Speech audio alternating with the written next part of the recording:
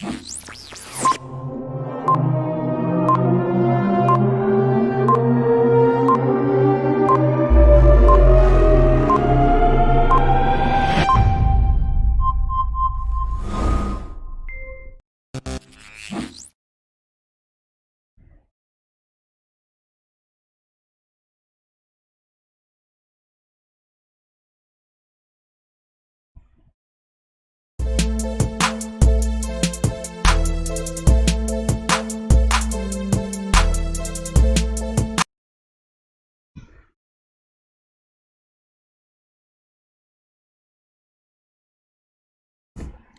Morning students, आप सबका स्वागत है।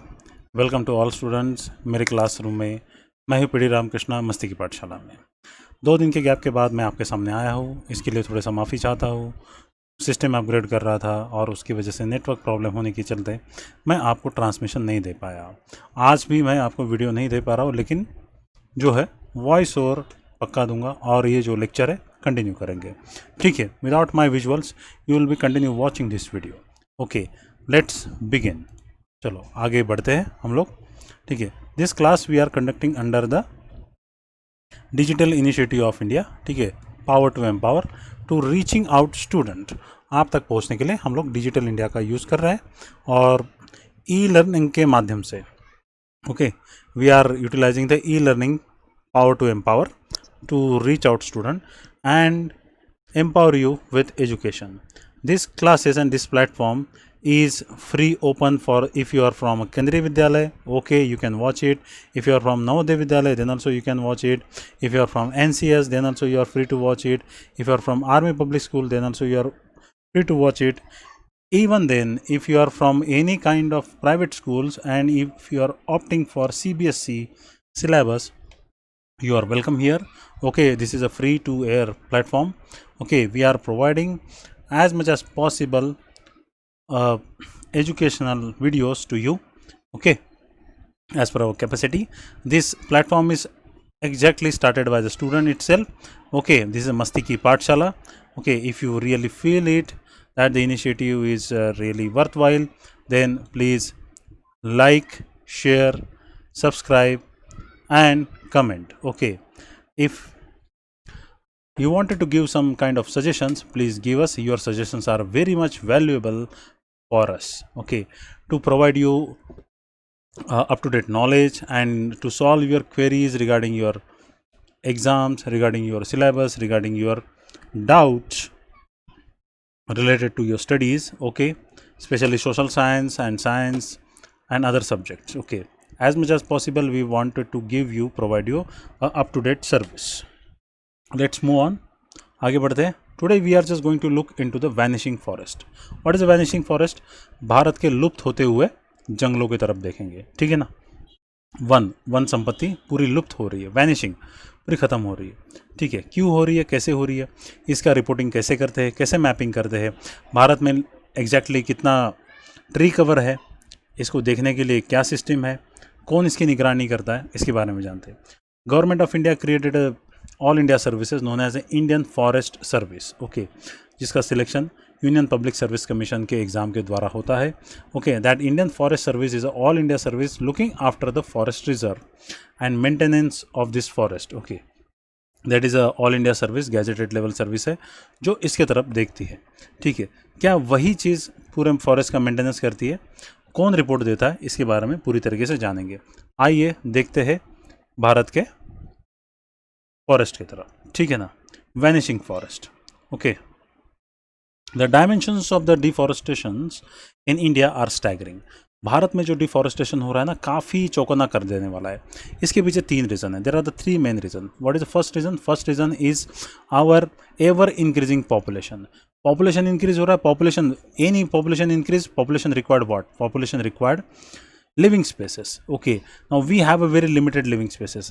Although we don't have a unlimited land, we have a limited land, and on that limited land we have to share our space with forest and this all wild animals. Although human population increasing very fast, we are starting and at the time of our independence our population was just 30 crore. Today in 2020 it is 130 crore. Okay, it is continuously increasing and increase more than 4 times, and this population required living space. This population required uh, various kinds of amenities which is directly coming from forest. This population required food, and for that food we required to expand our agriculture areas. This agriculture expansion is happening at the cost of forest. People are clearing their forest, our forest, and that forest is converted into agriculture land. Okay, moreover, this vast growing population required various kinds of infrastructure, road, rail networks, and these all kinds of infrastructure is passing through where? Forest. That's why we are clearing forest. Means there is a immense amount of pressure we find on forest. Forest के ऊपर बहुत ज़बरदस्त pressure है, और जिसकी वजह से deforestation rampant हो रहा है. जो अर्लियर जो फॉरेस्ट है वो वैनिश हो रहे हैं. नेचुरल फॉरेस्ट, जो नेचुरली ग्रोन फॉरेस्ट है, वो वैनिश हो रहा है. ठीक है, although we are planting more and more trees, but that is not subsidiary to the actual forest. Okay, the forest and the tree cover in the country is estimated at 78.92 million hectares, which is 24.1% of the total geographical area. Here the government of India is saying that we have a 78.92 million hectares, and which is a 24.01% total area. Okay, the dense forest among the 24.1% is 12.24%. Open forest is 8.99%, and mangrove is 0.14%. Okay, it is as per the report which was published in 2013. Okay, we will look into the latest report, but it is as per the 2013. We had a 24.1% forest cover. The dense forest cover has increased as per the 2013 report is 10,098 square kilometers since 1997. Okay, however, this apparent increase in the forest cover is due to the plantation by different agencies. The last point is very much important. What exactly the last point is saying? However, the apparent increase in the forest cover is due to the plantation by different agency. It is not by the natural growth of the forest into the forest area, but the artificial plantation which has been done by the various agencies during the plantation drives. Means total tree cover increase, but actual habitat for the wildlife is not increasing. Okay, let's move on. We will look into the more detail. Okay, now forest report. Who publish it and what exactly it is? Okay, now forest report, the Ministry of Environment, Forest and Climate Change has released India's State of Forest Report. It's a short form is ISFR. Here you can find it. Here is our Honorable Minister of Forest and Environmental and Climate Change, Mr. Prakash Javadekar. Okay, he is holding 2 books. Here you can clearly watch these headings: India State of Forest Report 2019. It is the latest edition which was published last year in December. Okay, what is exactly this report saying? Now I just wanted to hand over the current information. The information which is given in your book, okay, that is a 2013 information. Now we will look into the current forest state. Okay, 2019. Okay, what it is? Let's see. Okay, the ISFR assess the forest and tree cover, bamboo resources, carbon stock and forest fire. The ISFR assess everything, okay, especially the forest, tree covers and carbon stock. Okay, they assess although the catastrophic event forest fire, okay, because of which the state of forest is changing, denseness also changing. This everything is matter, and that study is accounted for the releasing this report, and this report gives us exactly the clear picture regarding the Indian forest. Okay, what exactly the state? Okay, वो कैसा state है, ठीक है, नहीं है, ख़राब हो गए या फिर ज़्यादा वैनिश हो रहा है, कहाँ पर डिस्ट्रक्शन हो रहा है, कहाँ पर ज़्यादा ध्यान देने की ज़रूरत है, इसके बारे में फॉरेस्ट रिपोर्ट बताता है. ठीक है, तो now who publish it? The forest survey of India publish this report. It is a premier national organisation under the union ministry of environment and forest. Who publish it? Forest survey of India, FSI publish it. Okay, ये बहुत important है, ध्यान से सुनो. Forest यहाँ पर लोगो दिखाया हुआ है, देखो, forest survey of India. It is a premier organisation working under where? Under ministry of environment and forest, responsible for assessment of monitoring forest and resource of the country regularly. Okay, this institute was established in June 1st 1981. 1981 में इसको establish किया गया था. ठीक है. India State of Forest Report 2019. What exactly it says? 2019 ISFR first ये जान लो कि ये हर साल पब्लिश नहीं होता. It is a by annual publication. 2 साल में एक बार पब्लिश होता है. Now it was publish in 2019. Next publication will come in 2021. Okay, 20 gap रहेगा. 21 में दिसंबर में स्टेट ऑफ फॉरेस्ट रिपोर्ट फिर से पब्लिश किया जाएगा. It is an organisation under the ministry of environment and forest and climate change. MCQ के लिए बहुत इंपॉर्टेंट है, very very much important. Okay, sorry, let's move on. आगे बढ़ते हैं. Forest report. The country's forest cover include, ये forest report क्या कहता है? The country's forest cover include all the patches of the land. देखो, all the patches of land ना, particularly कोई एक स्पेशल लैंड पैच नहीं बोला है. उन्होंने बोला कि all the patches of land with the tree canopy density more than 10% and more than 1 hectare in area, irrespective of land use. Land use क्या कर रहे हो उससे कोई मतलब नहीं है. ठीक है. Irrespective of ownership and species of the trees. Which type of trees are planted there, that least concern.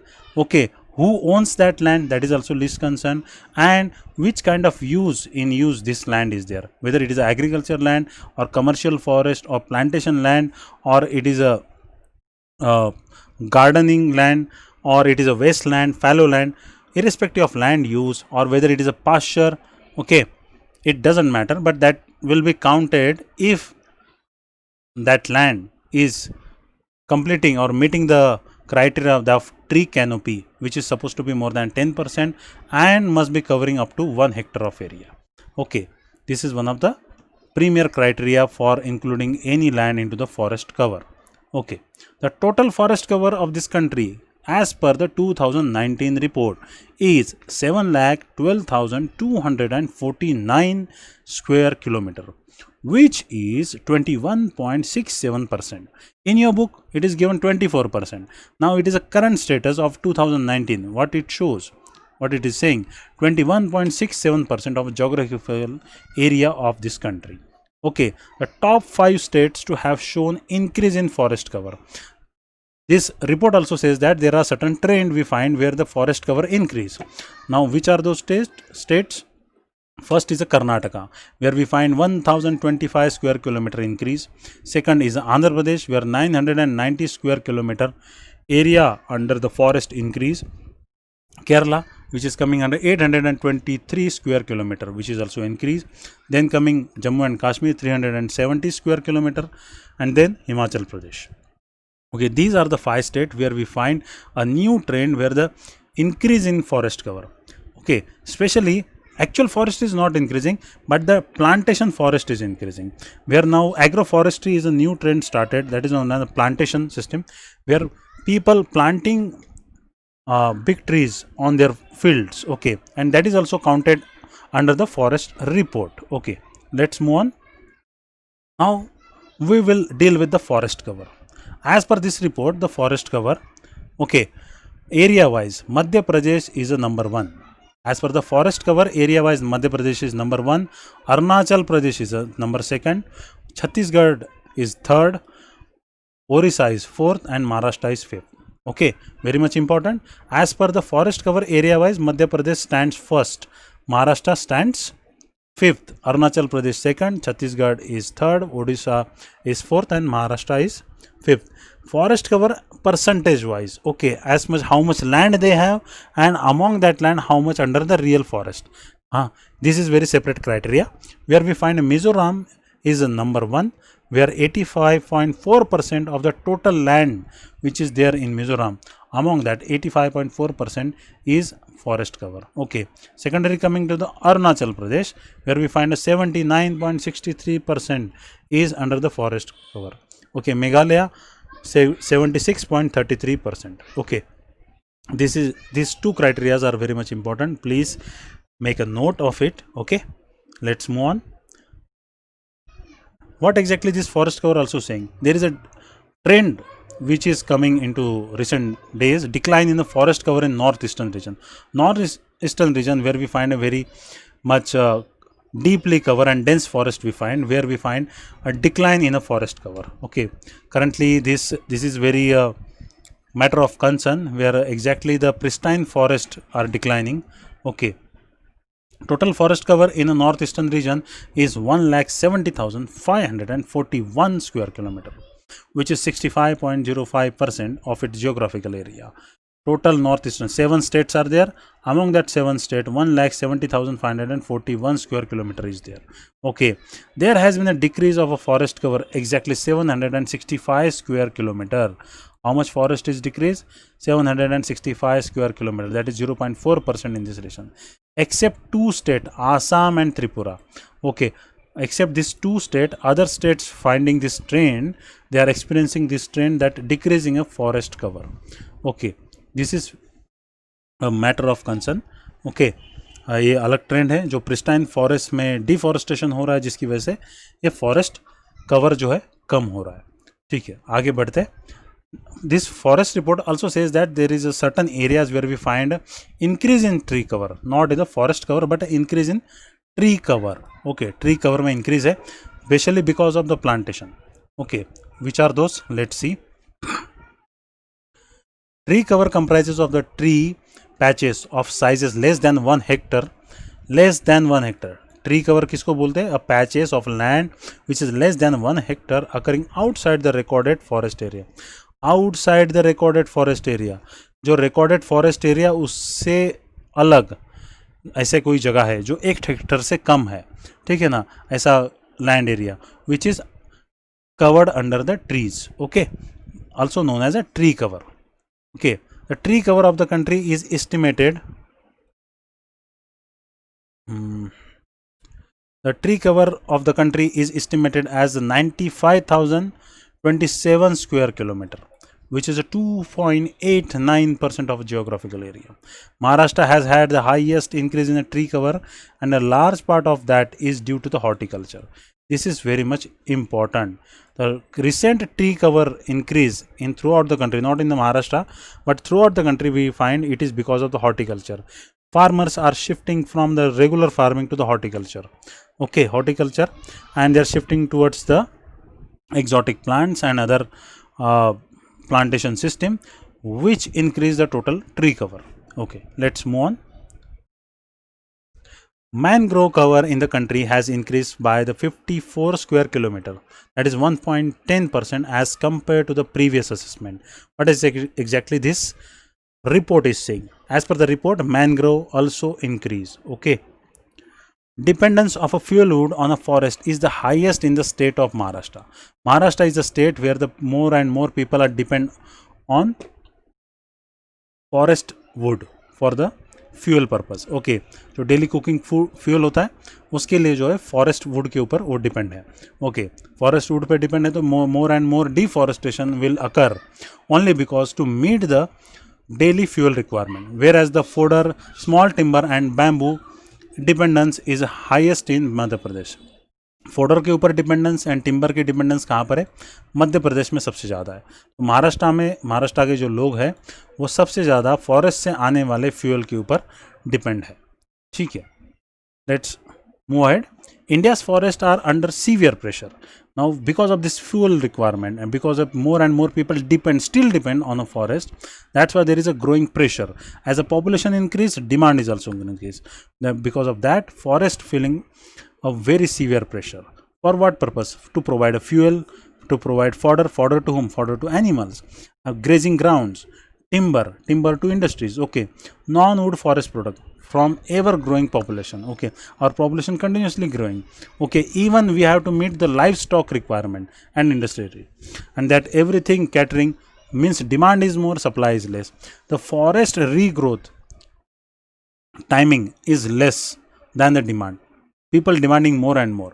That's why regeneration timing reduce, and that leads to deforestation. Okay, the growth demand supply gap, especially in the meeting the people basic needs in rural areas, and non-involvement of a stakeholder in the protection and management of forest are the main reason of a forest degradation.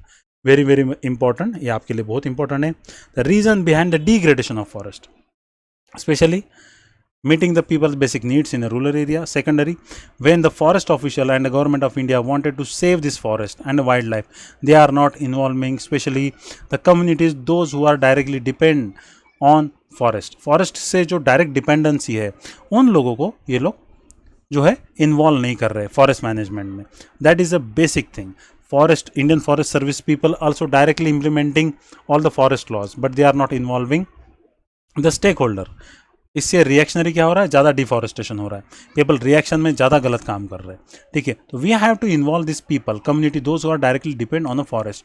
We have to make them understand that yes, your total dependency on forests are so much important, so we have to protect forest. Also we have to use that forest scientifically so that we can use it, this forest produce also our future generation can also use very perfectly. Okay, let's move on. For that purpose, Government of India adopted a forest policy. We have a forest policy since British era. Okay, but in 1988 the new forest policy was adopted, which covers all the sustainable management approaches subsequently provided in the 1992 Rio Forest Principle. Okay, in the forest policy we adopted all the forest principle which was there in a Rio. Okay,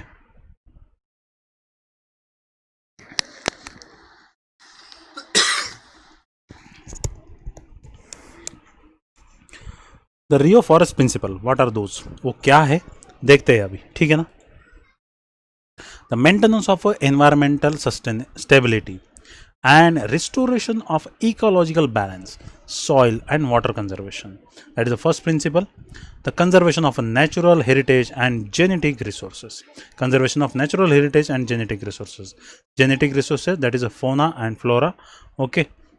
Increasing subsequently forestry cover 33% of land mass and 66% in hills. Okay. Increasing productivity of a forest to sustainability meet first local and then national needs. Okay, creating massive people's movement to increase the protect forest and tree cover. आपने चिपको movement के बारे में सुना ही होगा. ठीक है, जो trees को बचाने के लिए क्रिएट किया गया था. Similar kind of movement is suggested in this Rio principle to save the forest cover and wildlife. Okay, deriving economic benefits must be subordinated to the this principle. Economic benefit, economic profit जो है ना, वो जो लेने की जो लोगों की भावना है वो सेकेंडरी होनी चाहिए. Primary goal must be to protect the environment. Okay, this initiated process of reform at the policy operations level of a forest management in the collaboration with local stakeholder. इसी के चलते जो है policy operation में changes लाया गया, reform किए गए, और इस पॉलिसी इम्प्लीमेंटेशन में लोकल स्टेक होल्डर को इन्वॉल्व किया गया. जो लोग रियल में फॉरेस्ट के आसपास रहते हैं, जिनकी लाइफ फॉरेस्ट के ऊपर डिपेंड है, जो वहाँ से आते जाते हैं, और उनके समझदारी की वजह से फॉरेस्ट बच सकता है. केवल फॉरेस्ट ऑफिशियल की वजह से नहीं बचेगा. ठीक है ना. ये प्रिंसिपल का मेन उद्देश्य रहा है. ठीक है, let's move on. In 1999 ministry of environment and forest issued a national forest action plan. क्या forest action plan. Okay, National Forest Action Plan to cover the period for 20 years. Okay, starting with 2002. Okay, 4-5 years plan को cover करेगा. Specially targeting to increase the forest cover and to safeguard the wildlife. Okay, उसके लिए एक forest action plan, national forest action plan बनाया किसने? Ministry of environment and forest. Okay, government of India. Ministry of Environment and Forest issued a supporting circular on 21st February 2002 for the strengthening joint forest management program. What is this joint forest management?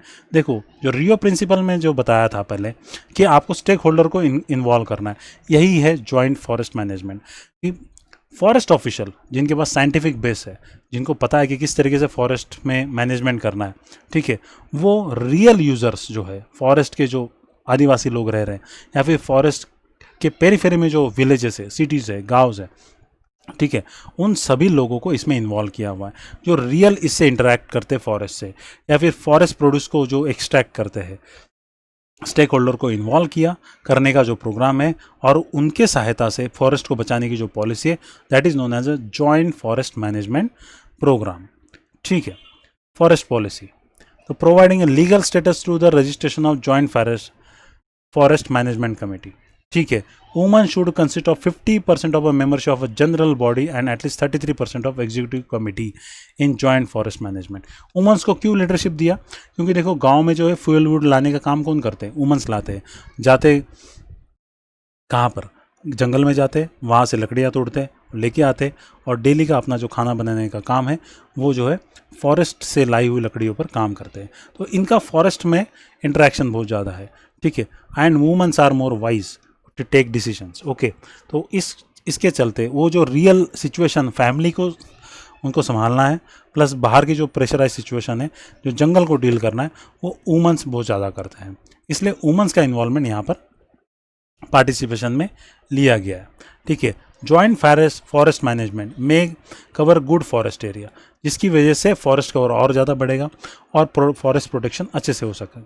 Working plan should have a joint forest management overlapping working circle with the flexible guidelines for a preparation of joint forest management micro plans.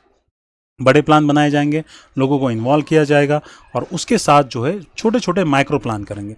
एक through out the country में एक जैसे forest नहीं है ना, अलग अलग type के फॉरेस्ट है, तो लोकलाइज फॉरेस्ट प्रोटेक्शन प्लान बनाया जाएगा with whom, with the interaction with local people, ठीक है। फॉरेस्ट ऑफिशियल क्या होते हैं? तो एक इंस्टीट्यूट में पढ़ते हैं, बाहर से आते हैं, रिक्रूट होते हैं, लेकिन उनको एकदम ग्राउंड रियलिटी नहीं पता होती। ग्राउंड रियलिटी किसको पता होती है? जो लोग फॉरेस्ट में रहते हैं, जो लोग काम करते हैं, जो फॉरेस्ट के ऊपर टोटली डिपेंड है, उन लोगों को यहाँ पर इन्वॉल्व करना मेन उद्देश्य है जॉइंट फॉरेस्ट मैनेजमेंट प्रोग्राम में, ठीक है ना। In the year 2000 and 2001, Ministry of Environment and Forest initiated a new pilot scheme of undertaking integrated village afforestation. कौन सी स्कीम स्टार्ट कर दी? Village afforestation. गाँव में जो है जंगल बढ़ाना, ठीक है ना। कैसे? प्लांटेशन कर दिए। Eco development activities under the new setup named forest development agency, ठीक है ना। फॉरेस्ट डेवलपमेंट एजेंसी का नाम कर दिया उन्होंने, नया नामकरण किया। To gradually cover up 0.175 million villages, 0.175 villages को उनको कवर करना है। विलेज के चारों तरफ, विलेज के अंदर जो है पेड़ लगा के, पौधे लगा के उसको हरा भरा करना है, ठीक है। हरित ग्राम योजना करके बोलते हैं उसको, क्या बोलते हैं? हरित ग्राम योजना, जिसके तहत क्या है कि गाँव में सस्टेनेबल इंफ्रास्ट्रक्चर डेवलप करना है और ग्रीन कवर बढ़ाना है, ठीक है। तो village afforestation under the FDA, Forest Development Agency. The FDA is to coordinate activities to all Joint Forest Management Committee. FDA का मेन काम क्या है कि सारे जितने भी कमिटीज़ है उसको कोऑर्डिनेट करना है। माइक्रो एंड मैक्रो दोनों प्लान्स के लिए क्या प्रोवाइड करना है? टेक्निकल सपोर्ट प्रोवाइड करना है, पॉलिसीज़ बतानी है, एंड मार्केटिंग सपोर्ट प्रोवाइड करना है। देखो सैपलिंग खरीदनी पड़ेगी उनको, उसका प्रोटेक्शन खरीदना पड़ेगा, ठीक है। स्पेशल इक्विपमेंट लगेंगे, ठीक है, प्रोटेक्शन के लिए। तो वो सारी चीज़ें जो है FDA कोऑर्डिनेट करेगा। Arrest and reserve the trends of the forest degradation. Forest degradation जो हो रहा है कंटिन्यूसली लगातार बढ़ता जा रहा है, उसको रोकने का काम करने का मेन रिस्पॉन्सिबिलिटी किसके ऊपर है? FDA के ऊपर है। Through the appropriate forestry development programme, वो प्रोग्राम डेवलप करेंगे और नए नए फॉरेस्ट कवर इंक्रीज करेंगे, ठीक है। Provide sustainable assured employment opportunities to the tribal people and other weaker section of the society through the forestry related activity. Forest को इस तरीके से इकोसिस्टम में और इकोनॉमी में इंटीग्रेट करना है कि जो फॉरेस्ट के ऊपर डिपेंडेंट जो लोग हैं उनको जो है अपना एम्प्लॉयमेंट वहाँ पर मिले। वो फॉरेस्ट को इनडिस्क्रिमिनेट एक्सप्लॉयट नहीं करेंगे, पोचर्स के साथ या फिर स्मगलर के साथ इन्वॉल्व नहीं होंगे, उनको अपना एम्प्लॉयमेंट, वो फॉरेस्ट को प्रोटेक्ट करेंगे क्योंकि उनको पता चलेगा कि फॉरेस्ट के ऊपर उनकी टोटल लाइफ डिपेंड है, उनकी इकोनॉमी चल रही है। तो एम्प्लॉयमेंट अपॉर्चुनिटी एवेन्यूज क्रिएट करना, ठीक है ना। And also create a durable community assets to socio economic development. गांव जो बनेंगे, गांव के अंदर जो है ड्यूरेबल कम्युनिटी असेट्स होनी चाहिए, जैसे बाढ़ से बचाव के लिए पाट बंधारे, ठीक है ना, छोटे छोटे से डैम बनाना, ठीक है, वहाँ पर पॉन्ड बनाना, वेल बनाना, ठीक है। Also provide electricity to the houses, okay, and also the communication system provided to the every village panchayat. Such kind of socio-economic development assets to be given to the every community, so that the community must feel that what is exactly this officials telling us to protect forest is exactly in our favor. Okay, to ensure the direct fund flow from the government of India to the forest development schemes to implementing agencies micro plan. तो अलग अलग micro plan है, उसको implement करने के लिए जो fund की आवश्यकता होती है, डायरेक्ट किसको प्रोवाइड करना, माइक्रो कम्युनिटीज़ को, ठीक है. To organise the training for the local stakeholders and forest staff, सबके लिए ट्रेनिंग देना, कैसे बचाव करना है, क्या करना है, कैसे उसके जो बेनिफिट्स होंगे फॉरेस्ट प्रोड्यूस के उसको कैसे शेयर करना है, और कॉन्फ्लिक्ट को बचाना है, ठीक है. गांव में जो लोग रह रहे, जो community forest and exploitation by the community forest by the business people, okay, ये दोनों के बीच में, स्टेक होल्डर के बीच में कॉन्फ्लिक्ट पैदा हो जाता है. किसी को माइनिंग करनी है, किसी को इंफ्रास्ट्रक्चर डेवलपमेंट करना है, उसकी वजह से फॉरेस्ट क्लियर करना है, तो सब्स्टिट्यूट फॉरेस्ट कहाँ पर ग्रो किया जा सकता है. तो एक कॉन्फ्लिक्ट ना होने की वजह से कॉन्फ्लिक्ट रेजोल्यूशन मीटिंग कराना है, ठीक है ना, बातचीत से हल करना है. तो ये काम कौन करता है, एफडीए करता है, ठीक है.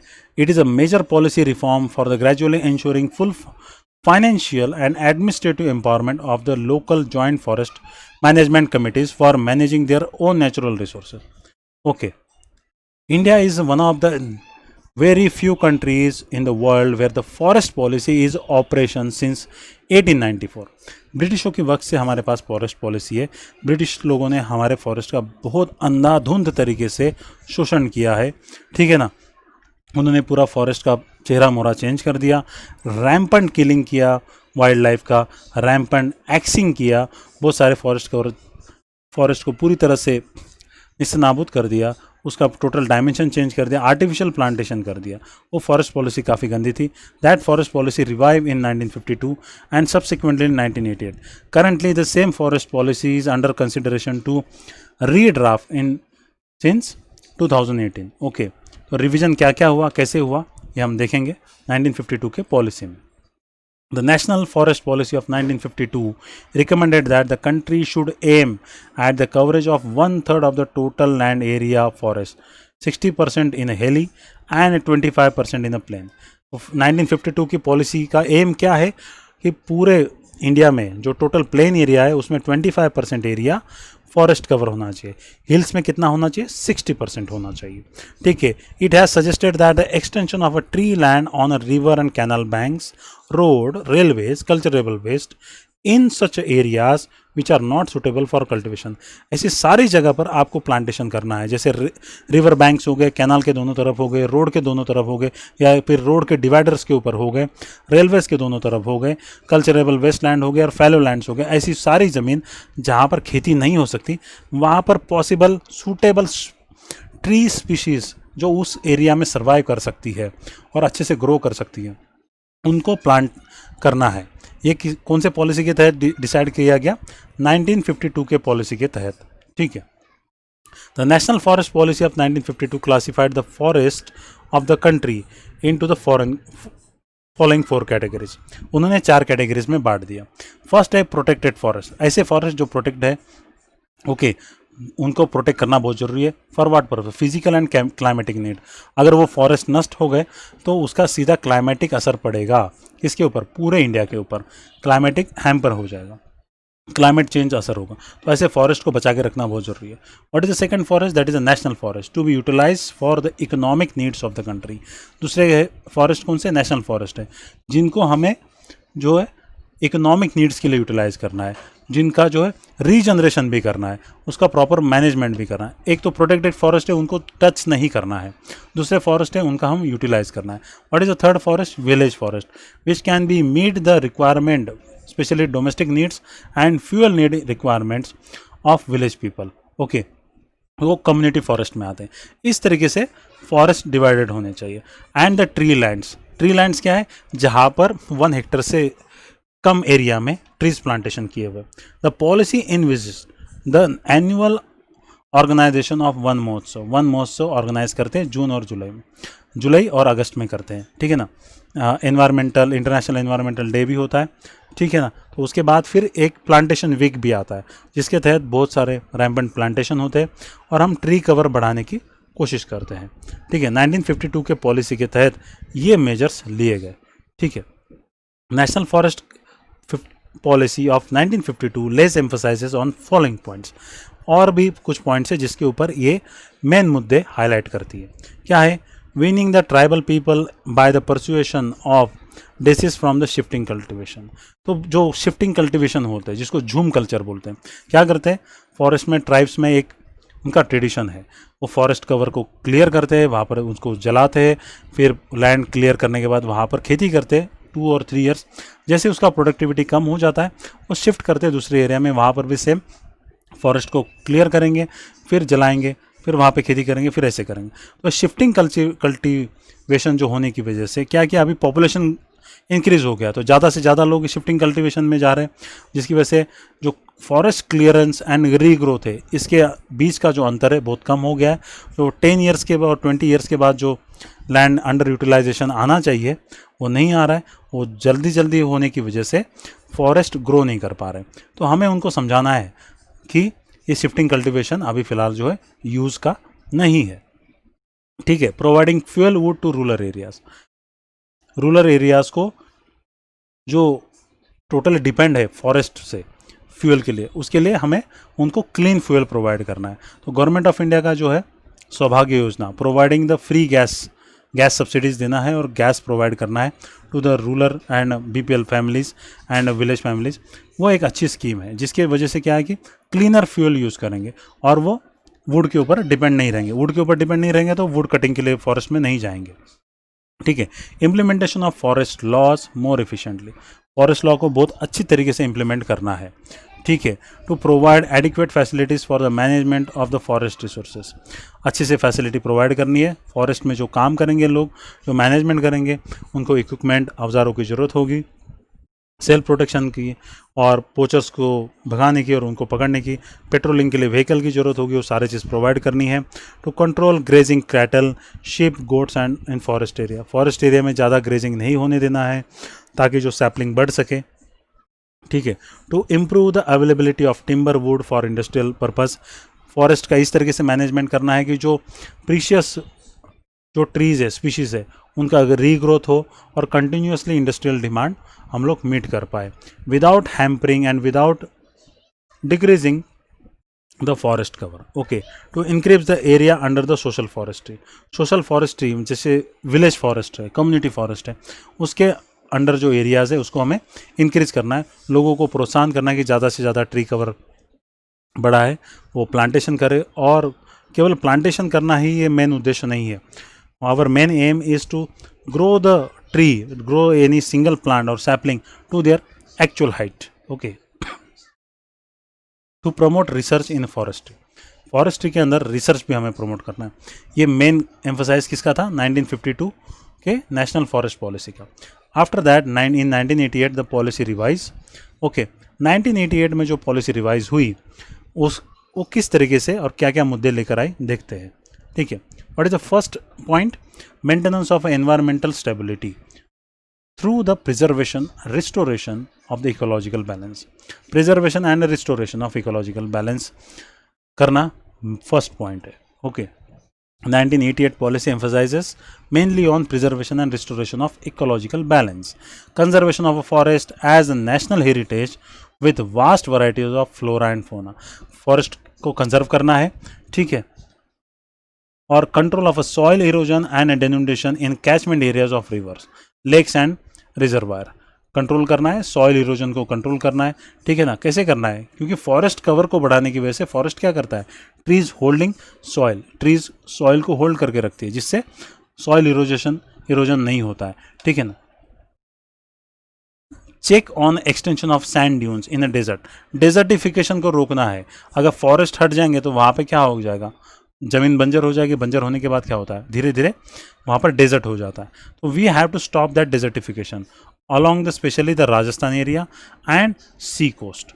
Okay, National Forest Policy 1988 also emphasized on substantial increase in the forest cover through the massive afforestation and social forestry program. Massive afforestation करना है, every year plantation drive करना है और social forestry के लिए बढ़ावा देना है। To meet the needs of a fuel wood fodder and minor forest product for the rural and tribal, alternative देने हैं। ठीक है, किसके लिए, फ्यूल वुड के लिए, फोडर के लिए।